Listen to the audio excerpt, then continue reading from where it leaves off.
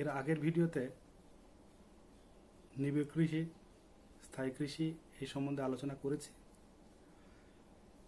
তো এবার আমরা জানবো কি ব্যাপক কৃষি। দেখো, ব্যাপক শব্দটা যদি আমরা বিশ্লেষণ করি কি দেখতে পাবো, যে কোনো কিছু খুব বেশি পরিমাণে হওয়া, না ব্যাপক।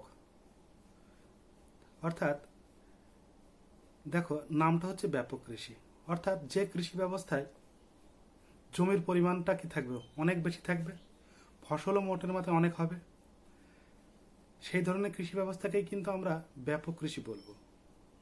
এটা গেল ব্যাপক কৃষির সিম্পল অর্থ। তাহলে চলো এবার আমরা জেনে নিই যে ব্যাপক কৃষির সঠিক সংজ্ঞাটা তাহলে কি হবে। তাহলে কি বলবো আমরা, যেসব দেশে লোক সংখ্যার তুলনায় জমির পরিমাণ বেশি, অর্থাৎ মানুষ কম কিন্তু প্রচুর জমি রয়েছে, অর্থাৎ আমাদের ভারতবর্ষের মতো এরকম দেশ নয়। আর আমাদের ভারতবর্ষে যে কৃষি ব্যবস্থা আমরা দেখি সেটা হচ্ছে নিবিড় কৃষি ব্যবস্থা। এর আগের ভিডিওতে তোমাদের বলা হয়েছে। তাহলে চলো, সংজ্ঞাটা কি হচ্ছে, যে যেসব দেশের লোক সংখ্যার তুলনায় জমির পরিমাণ অনেক অনেক বেশি, যেখানে কৃষি যন্ত্রপাতি ও জড়শক্তি মানে কি, যেখানে পশুর মতো অর্থাৎ গরু, মোষ এইসব শ্রমকে ব্যবহার মোটেই করা হবে না, অর্থাৎ টোটালি যান্ত্রিক পদ্ধতিতে চলবে। জড়শক্তির কি করা হবে, ব্যাপক প্রয়োগের মাধ্যমে বা ব্যবহার করার মাধ্যমে ফসল উৎপন্ন করা হবে, তখন তাকে কি বলা হবে, ব্যাপক কৃষি। আর এই কৃষি ব্যবস্থায় ব্যাপক পরিমাণে কি করা হয়, কৃষি যন্ত্রপাতি ব্যবহার করা হয় বলে এই কৃষির আরেকটা নাম হচ্ছে যান্ত্রিক কৃষি। আর ব্যাপক কৃষিতে প্রচুর পরিমাণে ফসল উৎপন্ন করা হয়, অর্থাৎ মানুষের নিজে ইউজ করার পর প্রচুর পরিমাণ খাদ্য উচ্ছিষ্ট হয়ে যায়। অর্থাৎ এই যে অতিরিক্ত পরিমাণে খাদ্য যখন সঞ্চয় হয়ে যায়, তখন ওই উদ্বৃত্ত ফসলগুলোকে কি করা হয়, তখন বিভিন্ন দেশে বিক্রি করে দেওয়া হয় বা দেশের অভ্যন্তরে বিক্রি করে দেওয়া হয়। তাহলে স্বাভাবিকভাবে এটা ব্যবসা বা বাণিজ্যের ক্ষেত্র এখানে স্বাভাবিকভাবে ঘটে যাচ্ছে। তাই এই কৃষিকে আবার বাণিজ্যিক কৃষিও বলা যেতে পারে। তো চলো আমরা জেনে নিই যে বাণিজ্যিক কৃষি পৃথিবীর কোথায় কোথায় দেখতে পাই। যেমন উত্তর আমেরিকা বা আমেরিকা যুক্তরাষ্ট্র, ওয়াশিংটন, মন্টানা, উত্তর ডাকোয়া, তারপর হচ্ছে নেব্রাস্কা, তারপর হচ্ছে টেক্সাস এবং আর্জেন্টিনা, তারপর হচ্ছে কি আমাদের যে মারডার্লিং অববাহিকা রয়েছে, তারপর দক্ষিণ পশ্চিম অস্ট্রেলিয়া, নিউজিল্যান্ডের ক্যান্টারবেরি সমভূমি এবং রাশিয়ার দক্ষিণাংশে অর্থাৎ সাইবেরিয়া দক্ষিণাংশ মানে সাইবেরিয়া অঞ্চলটাকে বোঝাচ্ছে, এই পর্যন্ত বা এইসব দেশে আমরা এই ব্যাপক কৃষিকে লক্ষ্য করি। তাহলে খুব স্বাভাবিকভাবে আমরা যে দেশগুলোর নাম আমরা পড়লাম, দেখতে পাচ্ছি এইসব দেশগুলা মধ্য অক্ষাংশে অবস্থিত, অর্থাৎ উত্তর আমেরিকা মহাদেশের বা উত্তর আমেরিকা যুক্তরাষ্ট্র, কানাডা, আর্জেন্টিনা, উরুগুয়ে, পেরু, তারপর অস্ট্রেলিয়া, নিউজিল্যান্ড, ইউরোপ, ইউক্রেন, এশিয়ার কাজাকস্তান, উজবেকিস্তান, রাশিয়া, এই ধরনের কৃষিকাজকে আমরা দেখতে পাচ্ছি। এবার এই কৃষির বৈশিষ্ট্য, অর্থাৎ চাষটাকে কি ধরনের চাষকে দেখে আমরা বলবো যে এই চাষটা ব্যাপক কৃষির অন্তর্গত।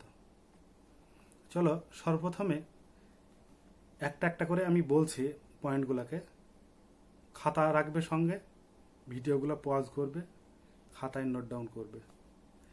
1 নম্বর বৈশিষ্ট্য হচ্ছে এর প্রাকৃতিক পরিবেশ, অর্থাৎ এই কৃষি ব্যবস্থা কোন ধরনের প্রাকৃতিক পরিবেশে গড়ে উঠেছে। তাহলে কি মধ্য অক্ষাংশের জলবায়ু অঞ্চলে ব্যাপক পরিমাণে এই কৃষিকাজ গড়ে উঠেছে বা এই কৃষিকাজের জন্য অনুকূল, অর্থাৎ মধ্য অক্ষাংশে যে সমস্ত দেশগুলো রয়েছে, অর্থাৎ এই ধরনের কৃষিকাজগুলো মূলত মধ্য অক্ষাংশে গড়ে উঠেছে। তারপরে 2 নম্বর হচ্ছে সমভূমি এবং বিস্তীর্ণ ঢেউ খেলানো প্রান্তর ব্যাপক কৃষির উপযুক্ত। যেহেতু জমির পরিমাণ প্রচুর পরিমাণের দরকার, তাহলে স্বাভাবিকভাবে প্রচুর পরিমাণ সমভূমি অঞ্চল দরকার। আর কি দরকার, সেই সমভূমিটা বা সেই অঞ্চলে যদি একটু মালভূমি টাইপের হয় তবুও হবে, অর্থাৎ একটু ঢেউ খেলানো যদি হয় তবুও কিন্তু সেখানে ফসল ফলানো যাবে। আর তৃণভূমি ও চার্ণজেম মৃত্তিকাও ব্যাপক কৃষির পক্ষে সহায়ক। অর্থাৎ চার্ণজেম মৃত্তিকার যে টাইপটা আছে, অর্থাৎ এই চার্ণজেম মৃত্তিকা সমৃদ্ধ অঞ্চলে এই কৃষিকাজটা দেখা যায়। পরবর্তীতে তোমাদের মৃত্তিকা ভূগোল থেকে বিভিন্ন মৃত্তিকার বৈশিষ্ট্য যখন পড়াবো, তখন তোমাদের চার্ণজেম মৃত্তিকার বৈশিষ্ট্য কাকে বলে, কি দেখে বুঝবো এ চার্ণজেম মৃত্তিকা, সেই সম্বন্ধে পরবর্তীতে আলোচনা করে দেব। 2 নম্বর মেন পয়েন্ট হচ্ছে জমি, অর্থাৎ কৃষি জমিগুলোর আয়তন কেমন। দেখো, আমরা নিবিড় কৃষি থেকে দেখেছিলাম কৃষি জোতগুলো খুব ছোট ছোট দেখেছিলাম না, কারণ কি সেই কৃষি জোতগুলো বংশ পরম্পরায় কি হয়েছিল, বিভিন্ন ভাগে ভাগ হয়ে ছোট ছোট ছোট ছোট 1 বিঘা, হাফ বিঘা, 10 কাঠা এরকম ভাবে বিভিন্ন রকম ভাগে ভাগ হয়ে যাচ্ছিল। কিন্তু এই ব্যাপক কৃষিতে জমির পরিমাণ এত বড়, যেখানে গড়ে 350 থেকে 800 হেক্টর, মানে কত বড় বুঝতে পারছো। যেমন 1 একর সমান সমান হচ্ছে আমাদের 3 বিঘা, আর 10 একর সমান সমান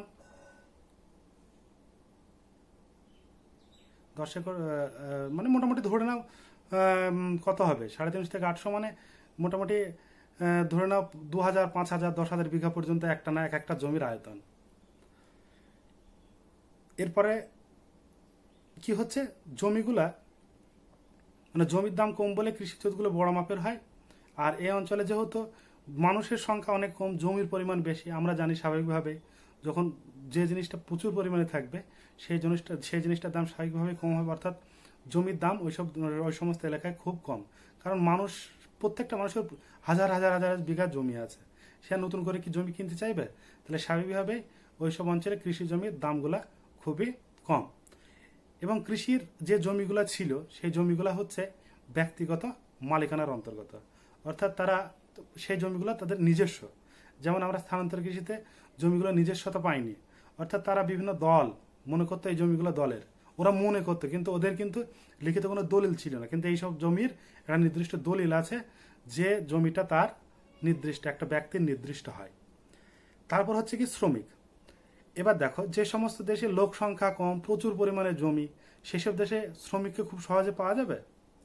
খুব সহজে পাওয়া যাবে না। যেমন আমরা দেখেছিলাম নিবিড় কৃষিতে শ্রমিক খুব সহজলভ্য, কারণ জনসংখ্যা বেশি, জমির পরিমাণ অনেক কম ছিল।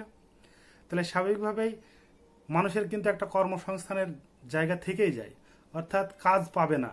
তাহলে সেই জায়গায় কি করেছিল, যে খুব অল্প পরিমাণ জমিতে মানে অল্প পরিমাণ টাকা দিয়ে লেবারগুলোকে পাওয়া যেত।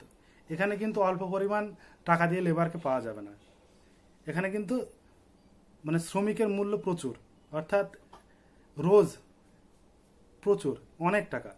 অর্থাৎ আমাদের এখানে যেমন একটা লেবারের দাম এখন 300 টাকা, কিন্তু ওইসব দেশে গেলে দেখা যাচ্ছে একদিন লেবার বা শ্রম দেবে, সে 30,000, 40,000, 50,000 টাকা নিয়ে নেবে, এরকম একটা জায়গা। এরপর হচ্ছে কি, যে শ্রমিকরা এক জায়গায় স্থায়ীভাবে বসবাস করে। ওরা এইসব শ্রমিকগুলা খুব উন্নত ধরনের শ্রমিক, যারা বিভিন্ন ধরনের কৃষি যন্ত্রপাতি, ট্রাক্টর, হারভেস্টার, উন্নত যন্ত্রপাতি মাধ্যমে ফসল কাটা, ফসল বোনা, এই সমস্ত কাজগুলা করে থাকে। আর কি হচ্ছে, এদের মাথা পিছু আয় বেশি।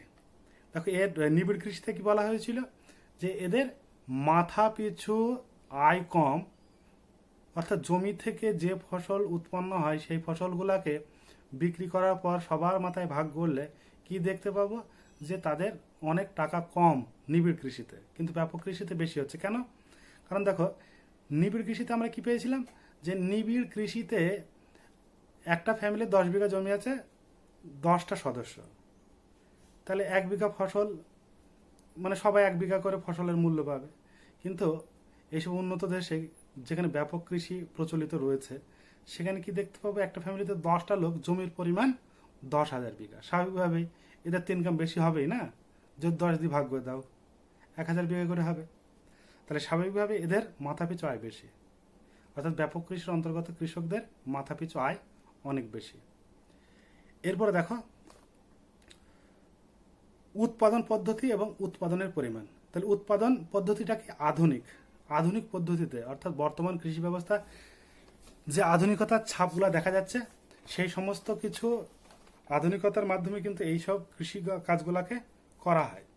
এবং কৃষিকাজে ভারী যন্ত্রপাতি যেমন ট্রাক্টর, ফসল কাটা, তারপরে ঝাড়াই বাছাই করার জন্য মানে কম্বাইন, হারভেস্টার ইত্যাদিকে কি করা হয়, ব্যাপকভাবে এই কৃষিতে ব্যবহার করা হয়। এবং এই যন্ত্রগুলি এত শক্তিশালী যে এক একটি যন্ত্র 50 থেকে 100টি লেবারের কাজ করতে পারে। তাহলে স্বাভাবিকভাবেই যেসব দেশে লোক কম, স্বাভাবিকভাবেই তাহলে উন্নত যন্ত্রপাতি যদি না থাকে তাহলে তারা তো চাষ করতেই পারবে না। চাষ যাবা করবে তাহলে কি ফসল কাটতে পারবে না, তাহলে সম্ভব নয়। তাহলে কি কৃষি জোতগুলো মাপে অনেক বড় হয়, সেই জন্যই ভারী যন্ত্রপাতিকে খুব সহজে ব্যবহার করা হয়। কিন্তু আমাদের এইসব এলাকায় কি দেখি আমরা, যে জমিগুলো ছোট ছোট হওয়াতে মানে বড় বড় যন্ত্রপাতিকে ব্যবহার করার একটা কিন্তু অসুবিধা দেখাই যায়, মানে স্বাভাবিকভাবে থেকেই যায়। আর একটা হচ্ছে কি প্রচুর মূলধন বিনিয়োগ করা হয়। স্বাভাবিকভাবে আমি যদি 10,000 বিঘা জমি চাষ করতে চাই, তাহলে কি আমার 10,000 বিঘা জমি চাষ করতে গেলে প্রচুর টাকা লাগবে না? যেখানে কেউ 1 বিঘা চাষ করবে তার কত লাগবে, 2-5 হাজার টাকা হলে হয়ে যাবে। কিন্তু যদি 10,000 বিঘা করতে চাইলে তাহলে প্রচুর টাকা লাগবে। এবং কৃষকের মাথা পিছু উৎপাদন বেশি, তাই মজুরিও বেশি। তাহলে মাথা পিছু উৎপাদন বেশি বললাম এর আগের একটু পার্টে। এরপর হচ্ছে কি হেক্টর প্রতি উৎপাদন অপেক্ষাকৃত কম। দেখো নিবিড় কৃষিতে আমরা কি দেখেছিলাম, নিবিড় কৃষিতে দেখেছিলাম হেক্টর প্রতি উৎপাদন বেশি, আর এখানে হচ্ছে হেক্টর প্রতি উৎপাদন কম। অর্থাৎ হেক্টর প্রতি মানে হচ্ছে মানে হেক্টর মানে হচ্ছে কি বলতো, ওই বিঘার একটা উচ্চতর একক, অর্থাৎ শতকের একটা উচ্চতর একক। তাহলে কি দেখতে পাচ্ছি আমরা, স্বাভাবিকভাবে নিবিড় কৃষিতে দেখতে পাচ্ছি যে 1 বিঘা জমি থেকে 20 বস্তা ধান উৎপন্ন হচ্ছে, কিন্তু ব্যাপক কৃষিতে কি দেখছি 1 বিঘা জমি থেকে 5 বস্তা ধান উৎপন্ন হচ্ছে। তাহলে স্বাভাবিকভাবে এর কি হচ্ছে যে হেক্টর প্রতি উৎপাদন অনেক কম। এবং ব্যাপক কৃষি প্রণালীতে প্রধানত একটি মাত্র ফসল রপ্তানি ও বিক্রির জন্য উৎপাদন করা হয়। তাহলে ব্যাপক কৃষিতে সাধারণত একটাই ফসল ফলানো হয়। ধান চাষ করলে ধানই চাষ করবে, গম চাষ করলে গমই চাষ করবে, কিন্তু এর প্রধান ফসল হচ্ছে গম। ব্যাপক কৃষির প্রধান ফসলই কিন্তু গম। বারবার মাথায় রাখবে, যদি 1 নম্বর শর্টে আসে ব্যাপক কৃষির প্রধান ফসলের নাম কি, তখন লিখবা গম। এরপরে দেখো ফসল, তাহলে এখানে প্রধানত গম চাষ করা হয়, প্রধান ফসল হচ্ছে গম চাষ করা হয়। এছাড়া কি বার্লি, ওট, রাই, বিভিন্ন ধরনের তৈলবীজ, সয়াবিন, এই সমস্ত শস্যগুলোকে চাষ করা হয়। এবং অনেক অনেক জায়গাতে কি করা হয়, বিভিন্ন ধরনের সবজি ও ফলের চাষও করা হয়। তবে বাণিজ্যিকভাবে পশুপালনও করা হয়। বিস্তীর্ণ এলাকা রয়েছে, ঘাসের বীজ ছড়িয়ে দিয়ে সেখানে পশুপালন করা হয়, অর্থাৎ গরু, ছাগল, ভেড়া, মোষ, বিভিন্ন ধরনের পশুকে এখানে প্রতিপালন করা হয়। নেক্সট পয়েন্ট হচ্ছে বাজার। তাহলে কি ব্যাপক কৃষি বৈদেশিক বাজারের চাহিদার উপর নির্ভরশীল, স্বাভাবিকভাবেই। কারণ আমি দেখো 1,000 বিঘা জমি যদি চাষ করে আমি নিজের প্রয়োজনে কতটুকু ইউজ করতে পারি। তাহলে বিদেশে যদি সঠিকভাবে চাহিদা না থাকে তাহলে কিন্তু আমরা এই চাষ করাটা আমাদের পক্ষে কিন্তু লস, এটা ক্ষতিকর একটা বিষয় হয়ে দাঁড়াবে। তাহলে বিদেশের বাজার যত ভালো থাকবে কৃষকরা তত উদ্বুদ্ধ হবে যে এই চাষটা করার জন্য। এরপরে দেখো বাজারের অস্থিরতার ফলে রপ্তানি বাণিজ্য হ্রাস বৃদ্ধি পেলে, অর্থাৎ উদ্বৃত্ত ফসল বিক্রি করা সম্ভব না হলে চাষি স্বাভাবিকভাবে ক্ষতিগ্রস্ত হয়ে পড়বে। এরপর দেখো পরিবহন। তাহলে দেশের মধ্যে রেল ও সড়ক ও আন্তর্জাতিক ক্ষেত্রে সমুদ্রপথে কৃষিপণ্যকে পাঠানো হয়। অর্থাৎ এই সমস্ত কৃষিপণ্য যেহেতু সাধারণত বাণিজ্যের উদ্দেশ্যে চাষ করা হচ্ছে ব্যাপক কৃষিতে, তাহলে কোন কোন রাস্তার মাধ্যমে এই বাণিজ্যিক কৃষিটা গড়ে উঠেছে বা ব্যাপক কৃষিটা গড়ে উঠেছে। তার জন্য আমাদের কি দরকার, দেশের মধ্যে একটা উন্নত রেলপথ দরকার। কারণ রেল যোগাযোগ ব্যবস্থা যদি না থাকে তাহলে কি দেশের অভ্যন্তরে বিভিন্ন প্রান্তে এই সমস্ত উৎপন্ন ফসলকে পাঠানো সম্ভব হবে না। সড়ক পথ যদি না থাকে লোকালে খাদ্যদ্রব্যকে বা উৎপন্ন ফসলকে বিভিন্ন জায়গায় পৌঁছানো সম্ভব হবে না। আর যদি জলপথটা সঠিকভাবে না থাকে তাহলে কি বিদেশে রপ্তানি করা সম্ভব হবে না। তাহলে স্বাভাবিকভাবেই পরিবহন ব্যবস্থাটাকে খুবই উন্নত হওয়া দরকার, তবেই কিন্তু এই কৃষক বা এই কৃষি ব্যবস্থায় অনেকটা লাভ হবে এবং কৃষক এই কৃষিকাজ করতে উদ্বুদ্ধ হবে। তো মোটামুটি তোমাদের বোঝানোর চেষ্টা করলাম, বুঝতেই পারছ শ্রোতাহীন বক্তা, আমার সামনে কোনো শ্রোতা নেই, তবু নিজেকে পাগলের মতো বলে যেতে হচ্ছে। একটা বিরাট অসুবিধার জায়গা। তোমরা যদি ফেস টু ফেস থাকতে হয়তো কথার পরিপ্রেক্ষিতে বিভিন্ন সমস্যার সমাধানগুলোকে ক্লিয়ারভাবে করা যেত। আমি হয়তো ভাবছি তোমরা বুঝেছ, কিন্তু আদৌ কিছু বুঝছো না। সেটা আমি সঠিক ফিডব্যাক পাচ্ছি না। তো সকলেই ভালো থেকো। শ্রোতাহীন বক্তার বক্তব্য ভালো লাগলে একটা লাইক করো। বাই।